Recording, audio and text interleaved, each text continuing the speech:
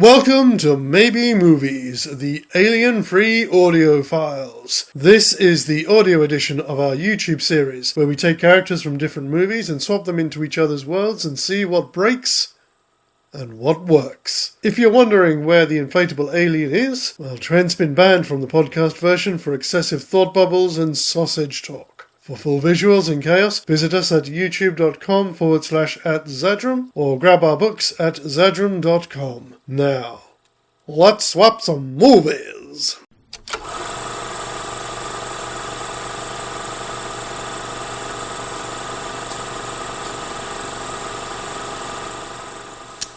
Maybe Movies! Good welcome, ladies and gentlemen. Since the last time we met, I have been gazing deeply into the abyss beyond despair and reveling in the nightmares that I found there. I haven't. He hasn't, I can assure you of that. Hello everyone, my name's Max. Oh, and my name is Sam. And this is Maybe Movies, your one-stop shop for movie character wife swap. And we are here in what seems to be rapidly becoming the new set. New set. Yes, I like it. It is kind of It's quite cozy. nice. It's cozy. It is, isn't it? Yeah. Tangentially, we've got Rob Turner to kind of thank for this, because obviously when he joined us for Christmas, we had to rethink how we were doing this. And what is it? We've got this thing about shooting into a corner. I mean... I am not going to comment. Is this not a good time to mention that hello and welcome to our Valentines show?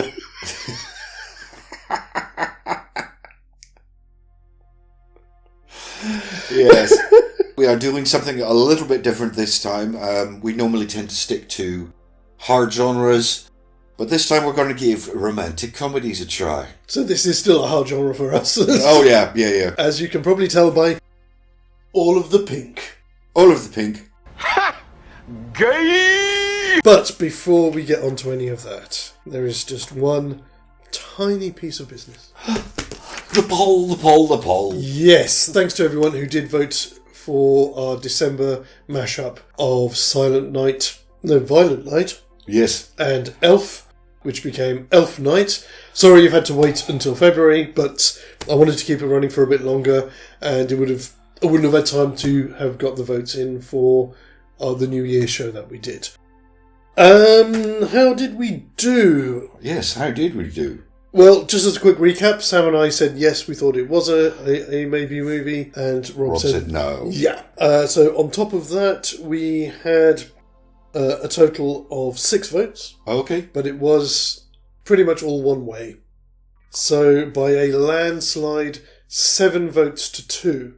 Okay. Elf Night is a Christmas maybe movie mashup.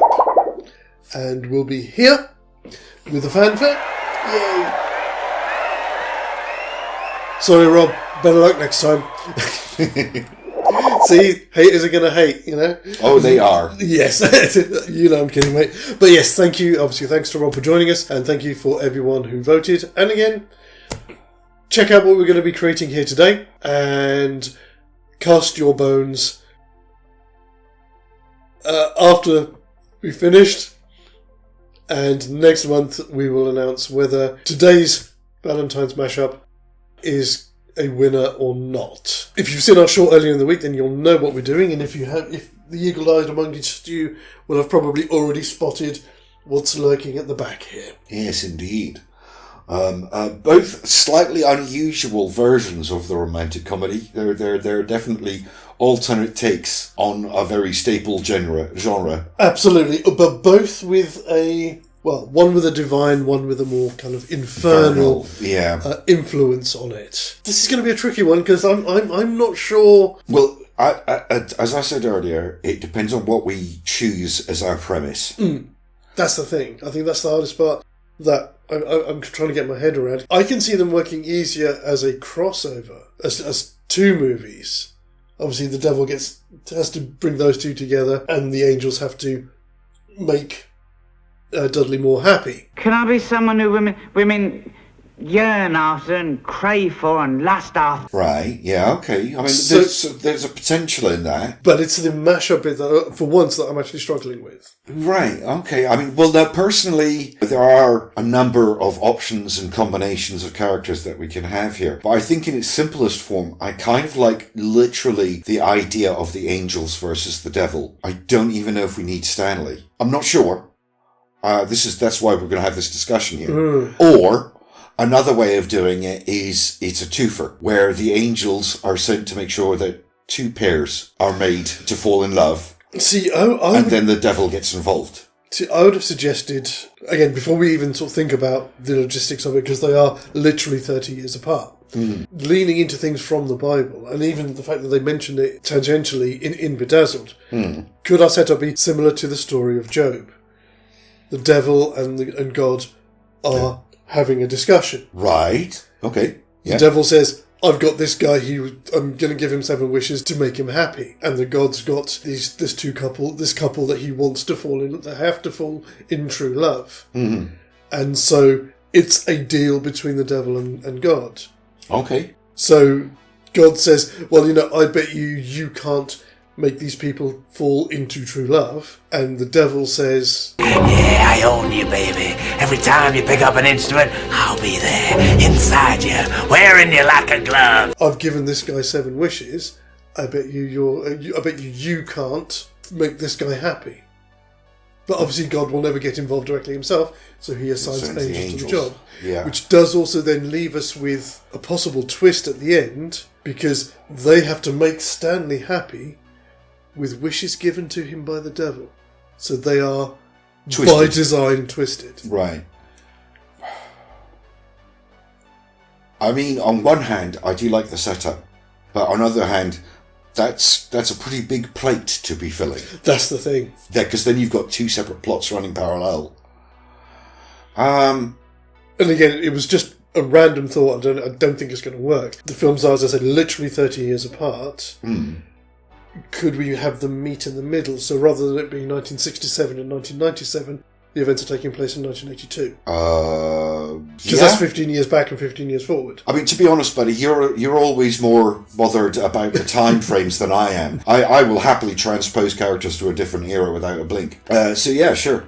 Okay. I mean, in 1982, we were making films about robots and people being replaced by robots and stuff like that. So that works. Cool. We don't lose any of our essential elements at the beginning. No, exactly. And also, I mean, there's the modern version of Bedazzled as well. Can you give us 2 seconds, girls? Yeah, can you give us 2 seconds? Yeah, I think that works. I think 1982 works. I don't see any real problem with it. Cool. I mean, let's be honest, they're mostly driving around in classic cars anyway. It's going to be hard work. We have made a chore for ourselves. The only other way that we can make the job easier for ourselves is we need to find some common ground that all of these characters would occupy the same space at the same time. I mean, we could transpose people. Again, it's a mashup. We can do that. I mean, Stanley being a short order chef. What if he's a short order chef in Tony Shalhoub's bar? Okay, so to bring things together so that the storylines aren't too separate. Yeah. Okay, yeah, I like that. Yeah. I like that. Have a start. Yay! That works. Because that was the thing, is I'm worried that we're literally going to have 2 parallel plots completely divorced from each other. Mm-hmm. That is not only a lot of work, but also I feel less satisfied. Whereas if we, like that, find a way to entwine the stories, it makes more sense. Which again would then naturally mean that Margaret Spencer is a waitress working in the bar. Yes. So they're all together. Yeah. And it's a point that we can go back to. It's a central point that we can revolve around. Just so we've got a general idea. Yeah. In terms of acts. For Bedazzled, I call the end... It's a long one. I call the end of Act 1 at the end of Wish 2. Yep. That's very easy for you to say, Lord Dowdy. That's me too. Fantastic. And then I call the end of Act 2 after... or the end of Wish 5. Yep. Nice. Nice and simple. That's exactly what I picked as well. Life Less Ordinary. I have the end of Act 1 being when the angels get hired by Celine's dad. I want her back, and I want him dead. You want we should kill him? Yes. That's extra. Yeah, I think I had it just after that meeting with the neighbour. So Okay, close. yeah. So yeah, close enough. Yeah, fair enough. Yeah. I had the end of Act 2 when they get shot at the bank robbery. I called it the bank robbery. So yes, in the same place. Yeah. Fantastic. We're of one mind, obviously, For on a this change, one. yeah. As just a little thing, we could have at some point, to establish continuity, Tony Shalhoub could say, oh yeah, this place used to be a wimpy. Yeah, why not? I think we are under starters' orders. We are under starters' orders. To be honest, the first 10 minutes is going to go on rails because As- we as- have to set up our characters. Of course. We need to meet Stanley, we need to meet Robert, we need to meet Celine. Mm-hmm. At the very least, everybody needs to be at their low point, dumped and fired for Robert, trying to hang himself for Stanley. Yes, exactly. So before we jump in properly, Uh-huh. I'm going with a life less bedazzled.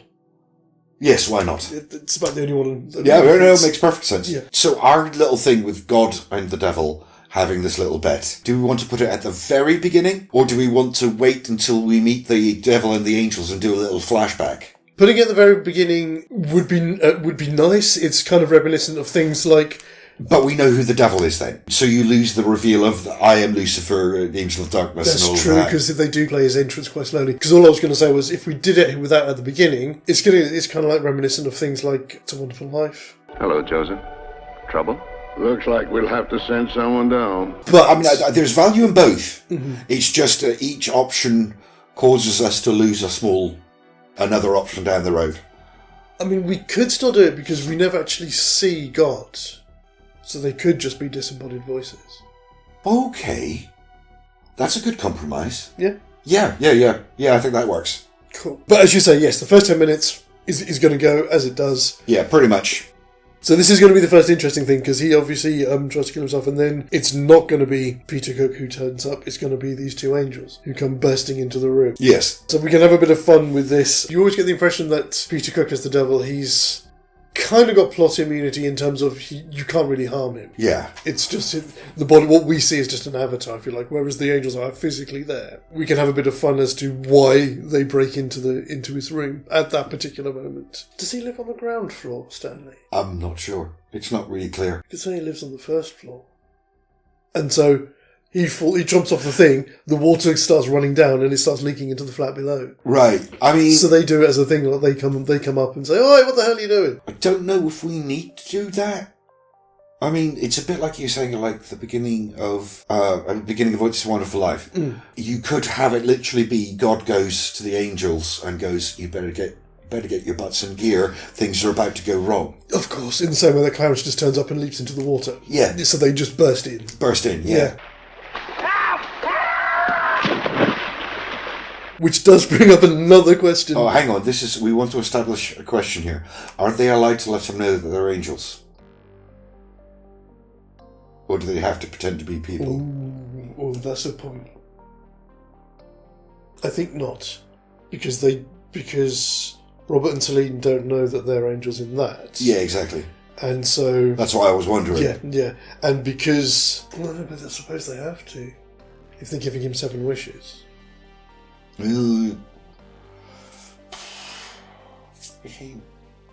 Unless they just turn up and say, "We're here to help. What are the 7 things you most want?" But they don't tell him that they're angels and it can actually make them happen. Because my next point was going to be, events need to happen in real time, as it were. So we need to kind of find a way for the different things that he kind of wishes for, or the different circumstances that he ends up in, they actually happen. It's not like they're resetting reality to him being in that thing. Right. They have to kind of almost be sequential, which I like because it mirrors the weird events of A Life Less Ordinary.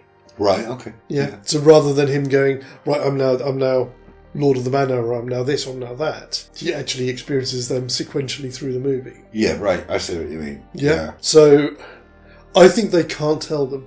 So we've been sent to help. You have a benefactor. Yeah.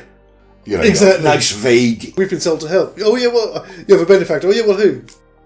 And they kind of look up, and he's like, yeah, right, and doesn't believe them. Doesn't that break the whole we're angels, not allowed to tell people that we're angels job? Yeah. I mean, we're not at liberty to say. Yes. Oh, thank you. Yes. That's The angels have burst in on Stanley. We've talked about that enough. We need to move on. We do. At the same time, so we can intercut this, Robert going back to stick up Celine's dad. Peter Cook should be one of the security guards. Oh, right. Okay. I mean, we could even have him, if you want, he's in the lift. He's like the lift monitor. I don't know. I kind of like the idea of him being the security guard that loses his gun. Yeah, that makes sense. Like, his whole job is to make sure that this happens. And of course he's like, oh no, oh god, oh terrible, oh how butterfingers. Yeah. And little things like, you know, when he grabs in and they go for the door, he just happens to stumble and hold the door open for them, things like this. Yeah. And gets in the way so that all the security guards pile into the back of him to give them time to get away. Right, okay. So that's fine. So that gives us a chunk of Act 1. We've got Celine taken hostage. They're going on the run. Stanley doesn't believe that the angels can help him, so they do something to prove it. And again, they have to be quite mundane about it. So it's a bit like the buying the ice cream bit in Bedazzled. Oh, have you got sixpence? I've only got £1 million note. They're not allowed to show off their miracles, are they? No, not at all. But they have to prove to him that they're here to help him. What do you really want? I really want the raspberry ripple or whatever it was. And one of them kind of reaches into his fridge and pulls one out. Or that's again too obvious. It's too obvious. We have to do literally what the devil did in Bedazzled. Yes. Take him to the store. Yeah, take him to the store. But instead of scrounging sixpence off him, yeah, they pay for it. Yes. So now we get to wish number 1, where he becomes Welsh. Yeah, I imagine they're going to be like, here's your ice cream, but you really need to think bigger. Mm-hmm. We are here to make your dreams come true.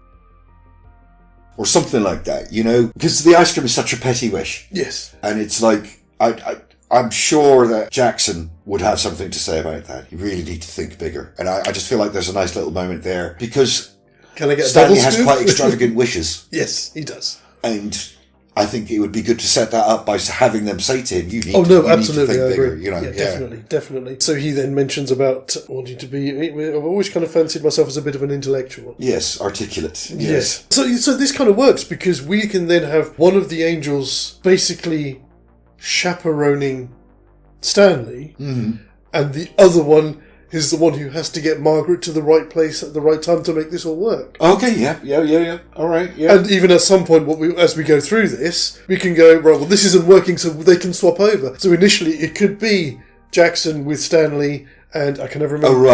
O'Reilly with Margaret, but because they kind of think, well, you go with the bloke, I'll go with her. But at some point, well, this clearly isn't working, we'll swap over. So, like, they take turns of being Stanley's wingman, basically. Yes. Exactly. Yeah. And, of course, they can just have arranged this plush apartment in town.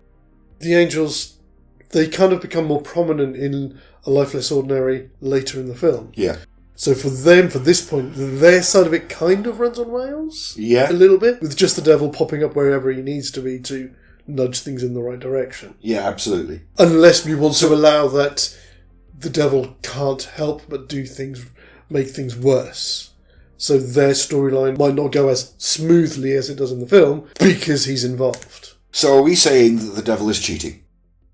And deliberately interfering with the angels? Is that what you're saying? No, I'm just saying that the devil, in what he's doing on his side with Robert and Celine, he can't help but be a source of strife in what they do. So whereas the things that they do, I mean, not that it's easy for them anyway, it's just made it that little bit harder because he is by nature the spanner in the works. Yeah.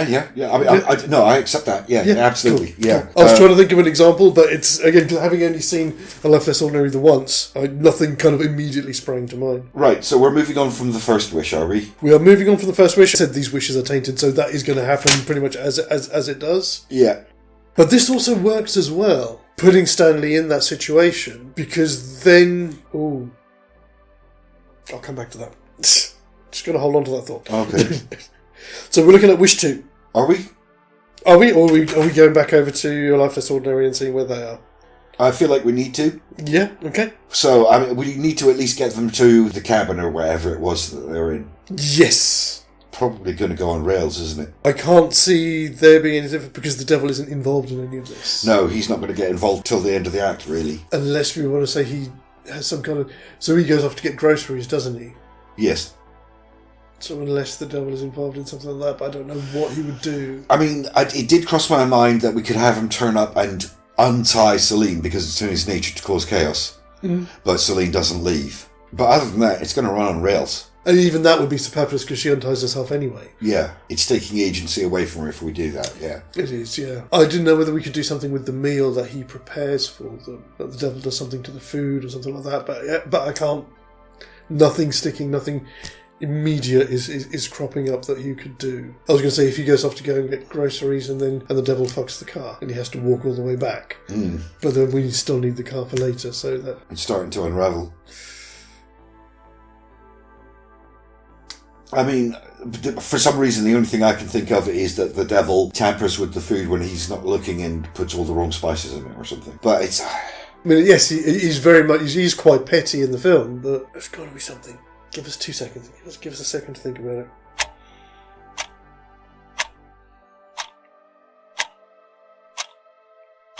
We can just move on. Maybe the devil doesn't do anything because at this point, his job is to try and make them fall in love. So he should be trying to help them, but by his own nature causing problems. Yes. So if he is going to do something, he should do something that's helpful. So maybe that's it. He knows that by nature everything that he touches will turn to shit. That's why he's not doing anything. They seem to be getting on okay. I don't need to do anything. Yeah. But it's only when they start making up stuff that he has to get involved. Yeah, okay. That would be a justification for why he doesn't do anything else for the rest of this act. Yeah, maybe we should just do that. Yeah. Yeah, just sidestep the issue. So we can have him there. Yeah. When he's shopping, he's just stood in the background having a drink or something. Mm-hmm. Yeah. Again, the same thing, holding the door open for him and that kind of thing. Yeah, yeah, that's it, yeah. And he's like, no. Yeah, you can have that little moment of, why do you seem familiar? That works. That works. Mm-hmm. I think we should just do that. I think we're giving ourselves a headache and we don't need to. Exactly. So then that does bring us back to Wish 2. For Stanley, yes, which will bring us up to the end of the act. This one's going to be a little more. Again, this one's going to be difficult because he wants to be rich and married. Yes, he does. That's very easy for you to say, Lord Dowdy. They could arrange the rich by getting him to pick the right lottery ticket or something like that.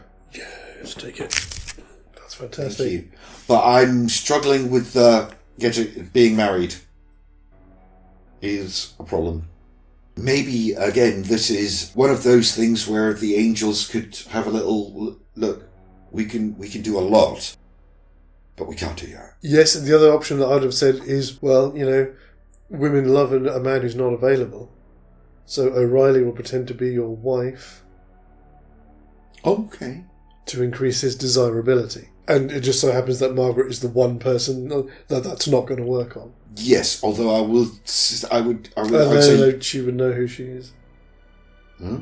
If we're saying that O'Reilly is chaperoning her, as we said earlier, that each of the angels are taking one of them under their wing.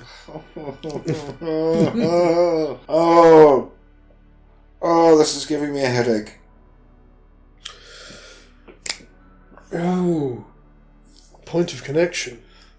So yes, you say we do the lottery ticket. You get that gives him the rich part. We do the thing. Well, yeah, if you woo somebody, to make her jealous. So we have Stanley woo Robert's ex. All right, okay. But they all know each other, don't they? Yeah. Because obviously, if we're now saying that Margaret, because they all work at the bar, at the diner, and it's a nice point of connection between those, so that we can possibly start to draw this into one big amorphous blob at some point. All right.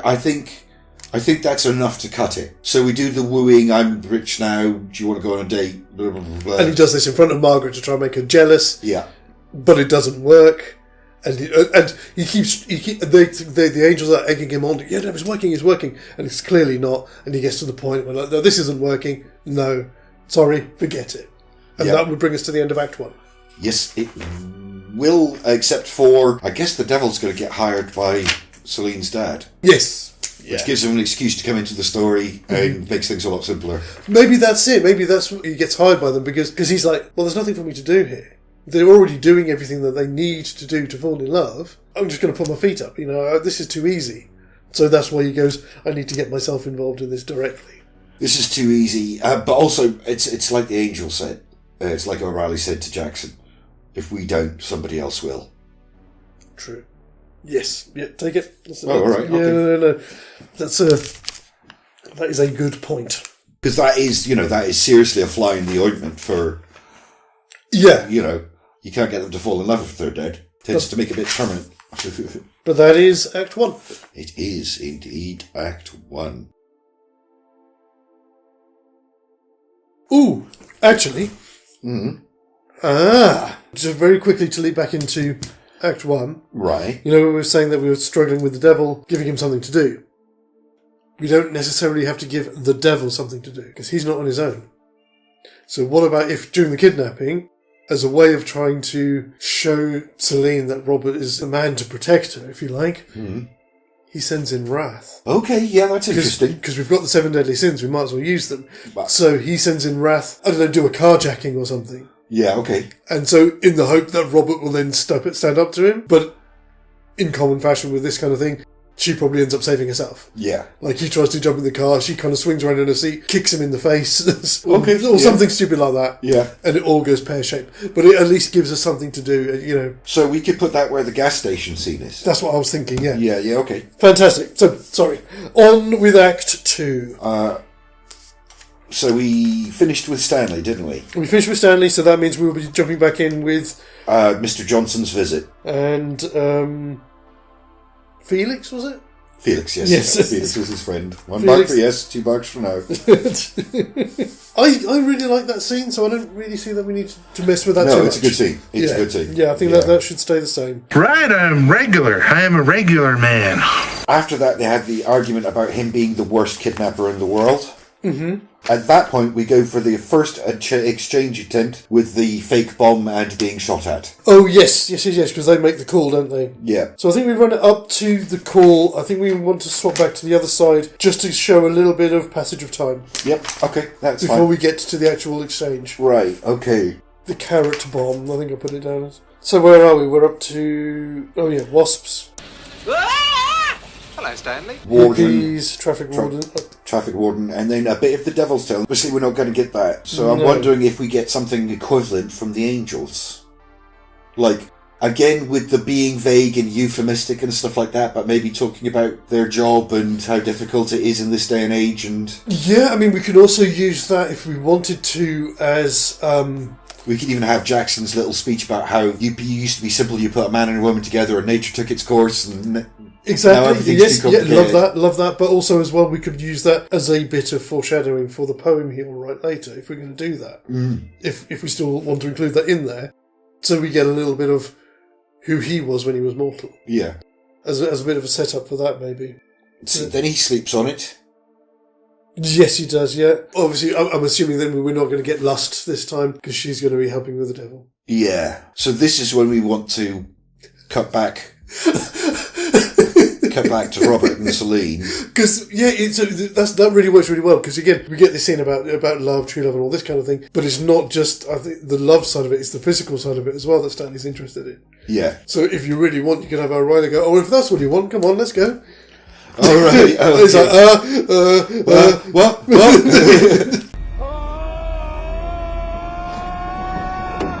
To neatly marry these together, it should be either they get him to admit that he's always really secretly wanted to be a pop star or famous, something like that. So that's our setup. We just leave them with them knowing what he wants his next wish to be. Yeah, right, okay, yeah. And then we flick back to the other two and we get the fake exchange. The fake exchange. All right, yeah, that works.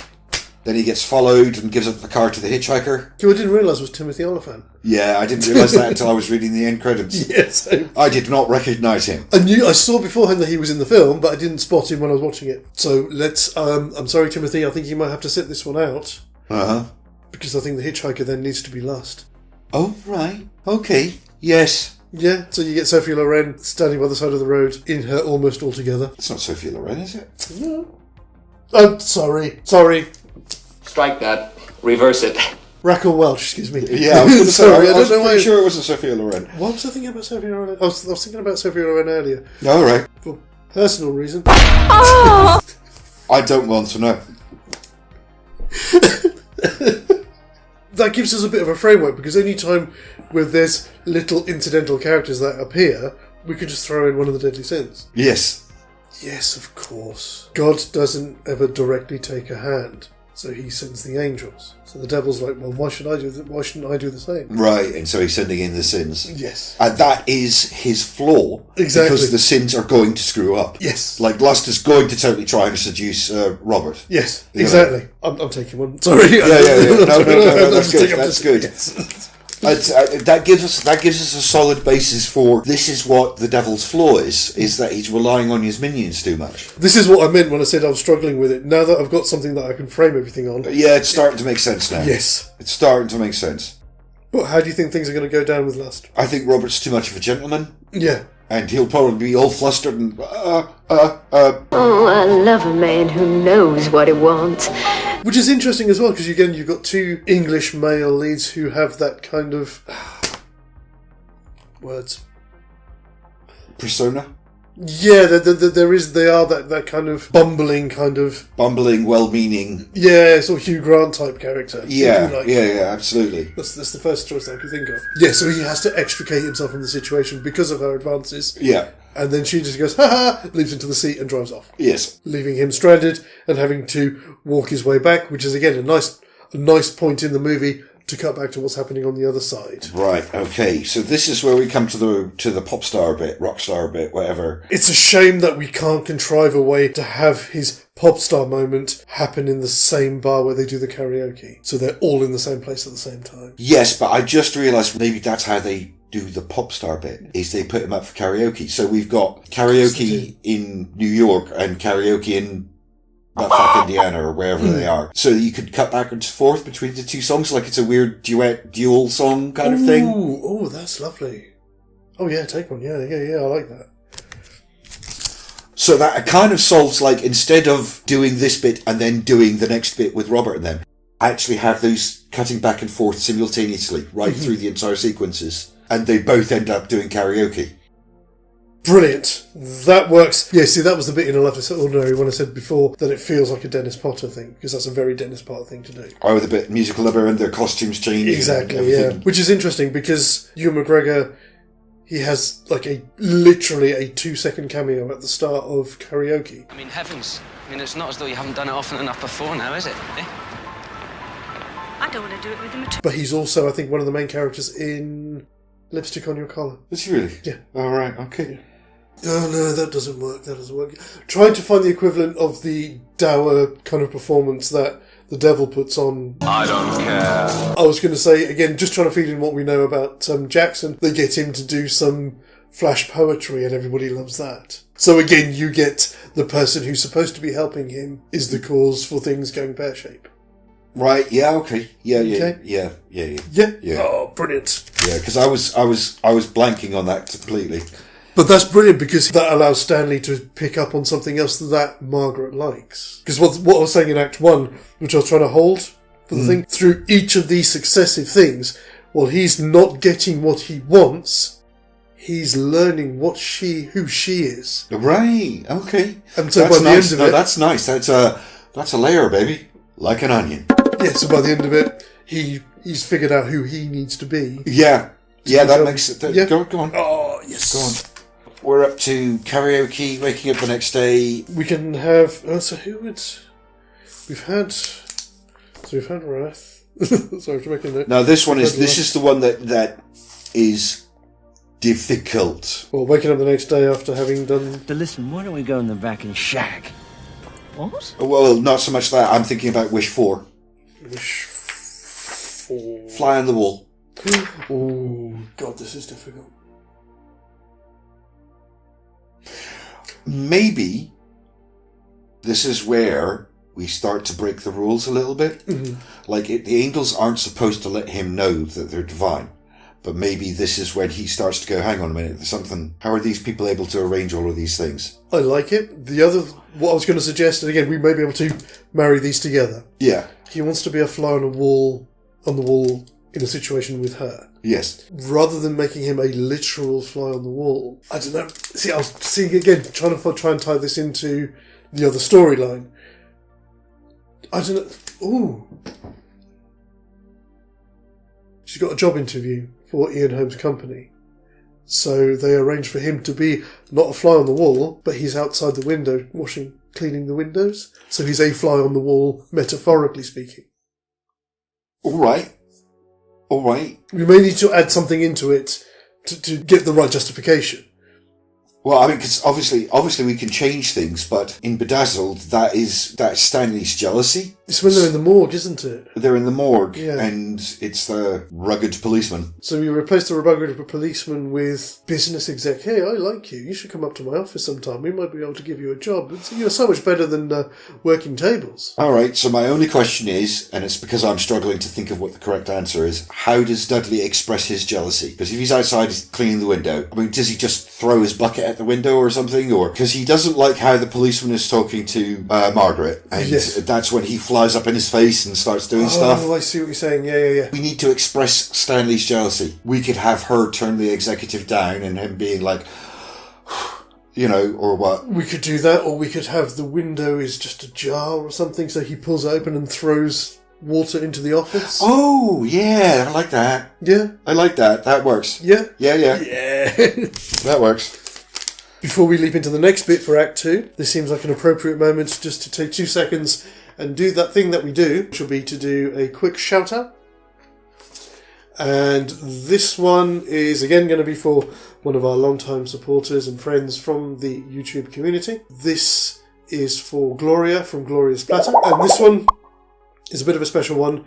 Sorry, it's a little bit late, but again, it's just how we shoot these. Just to say congratulations, as 2 weeks ago, she hit 10,000 subscribers. Oh, congratulations. Well done. Fantastic work. Obviously, keep it up. If you've never seen Gloria's channel, do check it out. She does a lot of shorts now as well. Ostensibly, she's a cooking channel, but she does some lifestyle stuff as well. It's brilliant. Go and give it a look. As always, there'll be links up here and down below. Yes. Oh, providing the collars and cuffs match. Oh dear. Oh dear. Hey, it's Valentine's. I'm leaning into the milieu, as it were. Yeah, of course you are, buddy. Yeah, of course you are. But yes, thank you, Gloria, as well as always, for all your support. Right, this is when it starts to get a little complicated. So that covers that bit. So we go back over it. So is this? It's the second attempt, isn't it? Yes. Okay. So who haven't we used? So we've used wrath. We've used lust. So we've still got envy. Sloth. I like the idea of using envy because we go from a scene when Stanley's being jealous to a scene with envy. Oh, take it. Yeah, definitely take one. Oh, you're his new little favourite, are you? So it's not the devil; it's envy that turns up for the ransom. Yeah. Hello. So envy is it envy and someone? I think it has to be, doesn't it? Because of it what does. happens. Yeah. Envy and sloth. You see, sloth seems like the obvious choice. He's asleep in the car. Yeah, that's the problem. Is sloth. Mm-hmm. I don't know. I think it could work. There's some comedy there. Yeah, definitely. I wish I could sleep like him. I'm awake all the time. Oh no, he's not asleep in the car. He's asleep in the road. Yes, take it. Take another one. He's asleep in the road. That's why he stops. Of course he is. Yeah, and you just can't wake him up. No, can't wake him up. So rather than, because obviously O'Reilly pulls the gun on him when he gets out of the car. Yeah, he can't leave him in the road because he can't wake him up. So he has to get him in the back of the car. Yeah. So that's what slows him down. So he doesn't get run over. You can even have the thing where he's like a complete deadweight, and Robert's like pulling him along, and he's just like, yeah, exactly. Well, and he's got to try and drag him round to the back of the truck and get him in the bed of the truck or something. Yes, that works. And it's while he's doing that gives time for envy to catch up to him. Yes. Because we get into the woods, don't we? Yeah, this is starting to get awkward, but... So, envy catches up with him. There has to be a gun of some sort. There just has to be, otherwise Robert will just run away. Zips that going, there's a gun. Yeah. So I think this is the point where I think the devil needs to get involved. Because Sloth's not going to take Celine back to the cabin. No. Or back to their place. He's going to fall asleep. Yeah. But I think, so I think that at this point the devil turns up in person. Mm-hmm. And take her back, yeah.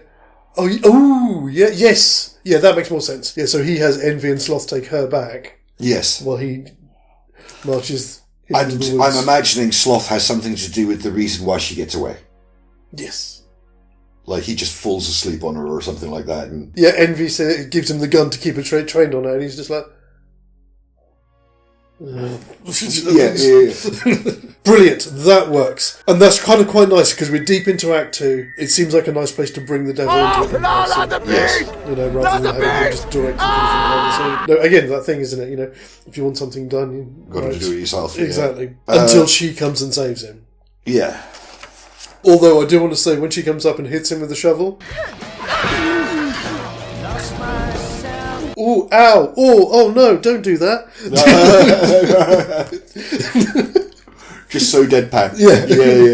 Yeah. And another difficult one. Happy families. Happy families. Once again, you know, just difficult. It is a difficult one. Unless we would choose to replace it with something that still has the same... Yes, but what? I think this one's too awkward. I do. It's too much to ask of the angels without showing off their powers. Unless that is what we do, that they are forced to use their powers. Do they know? Oh, no. That would potentially work, because this kind of ties into what you were saying earlier about a moment where Stanley's starting to suspect that everything's not kosher. I feel like we need to do that for the third act to work. Yes, I think I agree. So what... Oh, yeah. So they have to reveal who they are. So him being the quite simple man that he is, well, just make her love me. So they do. But the fact is, we know from Bedazzled that she's certainly dating other people. You know, we see her getting into a car with people and things like that. Yeah. So maybe she is already with somebody. And that makes him the other person. Yes. Oh, right. Yeah, take it. Yeah. Take it. Because I was stuck. I was genuinely stuck there. So that... So that gives us our happy home story. Exactly. Which, for that kind of brings us to the end of Act 2 for Bedazzled. And then we've just got the bank robbery. Which is the end of this one here, yeah. And I think that's going to run on rails, because the devil doesn't need to get involved, does he? No, it's because... So we've had envy, we've had sloth, so we've still got gluttony. I'm missing 2. Avarice. Avarice and gluttony went together, didn't they? That's right. They were the 2 girls, weren't they? Wrath, lust, envy, sloth, avarice. Pride. I don't think we ever had a pride, did we? I don't think we did. I think the idea was that Lucifer was the pride. Yes. It was pride that got me into this. So we can keep avarice and gluttony for Act 3. But yes, I agree. I think the bank robbery goes... Because, well, even in the original, the angels had nothing to do with that. That was entirely their own doing. And I don't want to take any more agency away from these characters than I have to. No. And then we get those subtle references back to his dream again. Yeah. With, obviously, him seeing the flash of her in the car bleeding out. Yeah. So that all works fine. We made it to the end of Act 2. Yes. We'll have to see how the rest goes, but that's we're getting there anyway. We are over the hump. Just to quickly recap, do you want to have a sort of quick look at the different things that Stanley has learnt about Margaret through his different experiences? Certainly from the last one, that she is loyal. I'm trying to think what we did now. Shit. She's not really bothered by money. She likes poetry. Yes. Do you know what this reminds me of? What? It's a bit like Groundhog Day, isn't it? He goes through all the things to find out who she really is. Yeah, that makes sense. That's a nice thought. To be honest, it's a little bit superfluous, because we only have one more wish. We do. Yes. Okay, let's move on. But yes, so... this is where it stops running on rails to a certain degree, because with Stanley, there's quite a long sequence with the devil and his conversation with Envy. Yes. They call me Envy.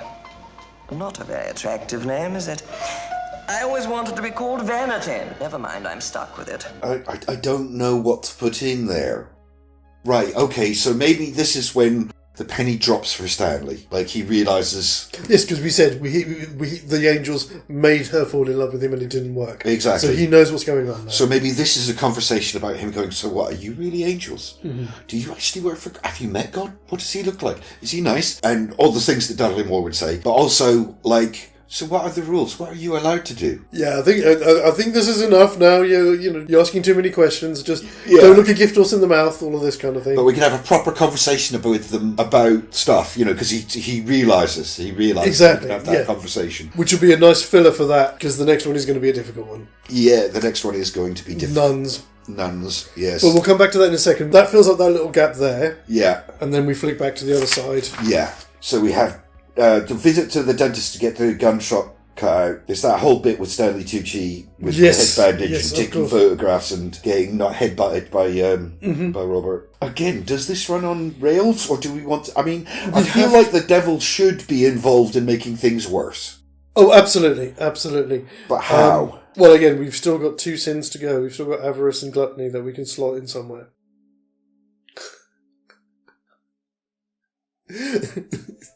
Maybe Stanley Tucci's taken up with avarice because he can't have Celine. Okay. And so it's not just about him trying to get her into bed, he's trying to get both of them into bed. Oh, he wants his cake and eating it, yeah? Take it. Oh, yes. Yeah, alright, okay, that's good. So the devil sent avarice there to make sure that Stanley Tucci behaves. Yes. And of course things go wrong. Of course, yeah. Okay, alright, we have that. Then we have Celine and Robert's big argument when they split up. Mm-hmm. And then I think we have to deal with the nuns. We have to deal with the nuns. Up we go, sisters, leap into the sky. Which is nice, because these are both segments where things aren't happening really fast. They split up and it's obviously several days at least. Yes, exactly. Yeah, because the film just kind of and of course, forward. There's the extended sequence with the nuns because the raspberries don't work or whatever. Because that brings us into something that I was going to suggest. Mm-hmm. As I said, I've been trying to find a way of kind of finding a moment where we can almost have everybody in the same place at the same time. Which should be, once we've dealt with the nuns, Stanley goes back to work. Which is now also where Robert's working. Robert's working as a cleaner in Tony Shalhoub's bar. And he's the short order chef. Right, okay, so we need to deal with the nuns first. We need to deal with the nuns first. Yeah. I've got something else for that as well. But okay. We'll come to that in a second. So maybe it... What? Maybe... Do you know the easiest way to deal with the nuns? What? Is to not to deal with the nuns. They are so sick of him badgering them with questions about what they can and can't do. They do the nearest thing in our version of this to what the devil does. They literally give him his wish. But because they are good, all they can do in that is make them nuns. Oh, right. They have to stick within the rules of being divine. Okay. It's a bit tenuous and it's a bit lazy, but they just go, oh, Jesus, okay, so you want to be in a place, all right, so there you go. Yeah, well, this is it. I mean, we should have the angels reaching the end of their tether at this point as well, shouldn't we? Yeah. And the only other way to do it... No, see, that doesn't work. There's no reason for it. No, it's too weak. So the only other reason they do it is that Margaret ends up going to become a nun, so he goes in to convince her otherwise, and has to dress up as a nun to do it. But there's nothing in Margaret's character to suggest that that's what she would do. No. Unless we... And again, it's fabricating it from her point of view, all of these experiences. And after again being made to fall in love with him. You just had a thought. Light bulb. Because she is the focus of all of these weird experiences that she's been having with Stanley. Yeah. Has she figured out that there's something going on? And that there is the hand of God at work? And so... And she takes it as divine inspiration? And a calling to... To God? Yeah. Yes. Yes! That works. Yay! That works. And then we have Stanley dressing up as a nun to go and talk to her. Yes! Right, okay. Whoa, right. But of course, even that doesn't work and she rejects him. Yeah. Thank you, you're a good friend. And that brings us to the bit that I was saying where you then have both Stanley and Robert together in the bar. Exchanging woes. Yes. And what I was going to suggest with this, because I know we talked about it off camera and stuff, it would be so perfect to do it. The devil possesses Tony Shalhoub. Oh, right. Because I always thought when he's talking to him, you should go out there and speak to her. Yeah. He sounds like he's the devil on his shoulder. He does, doesn't he? Look at yourself. You're nobody. You're nothing. So I think we should make it... That is what happens. Yeah, because obviously he can't appear as him as Peter Cook. No. Because Robert knows him. Right, yeah. So we can invent our own equivalent of, obviously like Bill and Ted being sucked in through the ear. Yeah, I can see that working. I totally possessed my dad. But yes, that works really well, so you have them discussing their relative woes. Do you think they kind of figure it out between them that they're being manipulated? Because we know that Stanley knows, obviously Robert doesn't. On one hand, why would two relative strangers admit to having supernatural experiences? But on the other hand, there's some comedy in that. Yeah. So maybe we go back to what the angels were doing earlier on, and they're both speaking in metaphors and euphemisms? Yes, take it. Yeah. Maybe at some point, like, one of them uses a metaphor that makes the other one go, what? Yes. But I think, to keep in with the conceit of the films, before they absolutely get it, that's when she turns up and it's... Yeah. So I'm assuming that Lucifer wrote the letter? Because Gluttony is not going to write No, not at all. a great letter. Oh, we forgot Gluttony. Never mind. No, I'm sure we might have somewhere at the end that we can slot Gluttony in. Home in the bar, which goes wrong. Ooh! Gluttony's in the bar ordering lots of food. That's why Stanley has to work overtime, because she just keeps ordering food. Okay, yeah. And that's how they had to end up. This part of the setup of them being there at the same time. And she's also there to keep an eye on what's happening. This is where it starts to fall apart a little bit. Because the angels aren't going to kidnap her. The angels aren't going to kidnap her, and why would Lucifer kidnap her? No, they don't. The angels don't kidnap Celine. Right. Well, they do. Right.